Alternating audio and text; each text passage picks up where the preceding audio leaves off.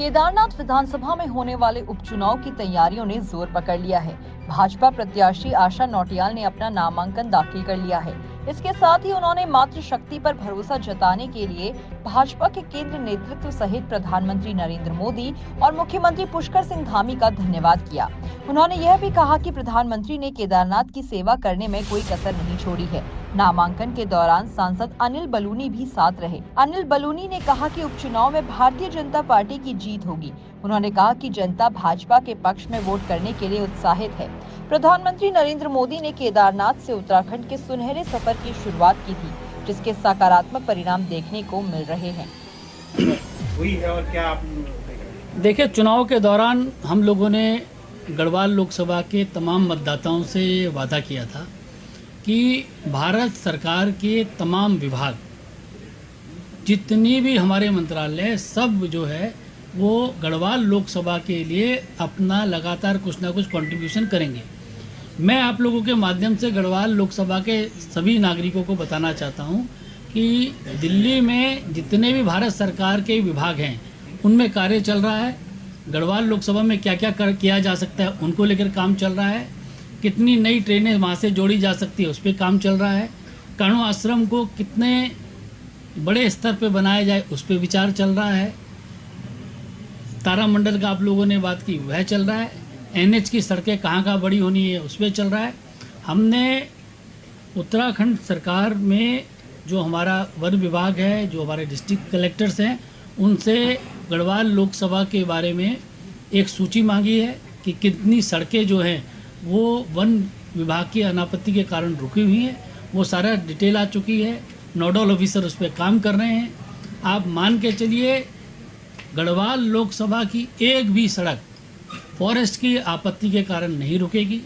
वहाँ जितने भी विकास के कार्य हैं वो जंगलात के कारण नहीं रुकेंगे। और अन्य विभागों में भी बहुत तेज़ी के साथ हम लोग तैयारी कर रहे हैं। जिस तरह से हमने कहा है कि रामनगर को वन्यजीव जो वाइल्ड लाइफ कैपिटल है उसको बनाने का हमारा संकल्प है, उसको पूरा करेंगे। और जो ऋषिकेश और इसके आसपास का जो होलिस्टिक टूरिज़्म का है उसके लिए है। हमारे 4 धाम की यात्रा, जिसका एक बड़ा पार्ट बद्रीनाथ केदारनाथ जी की यात्रा है, उसको और भव्य बनाने की जो बात है उसके लिए हम बिल्कुल अडिग हैं। आप मान के चलिए कि आने वाले समय में इस जो हमारी यात्रा है उसको और वृहद किया जाएगा और भव्य किया जाएगा। देखिए, आप लोगों ने ना उस वक्त भी नामांकन देखा था, ना आज भी देखा है।